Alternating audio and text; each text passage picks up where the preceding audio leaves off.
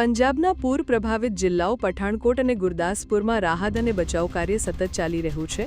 ભારતીય વાયુસેનાએ આ વિસ્તારોમાં પોતાના રેસ્ક્યુ ઓપરેશન હેઠળ અત્યાર સુધીમાં 11 નાગરિકોને સુરક્ષિત રીતે બહાર કાઢ્યા છે.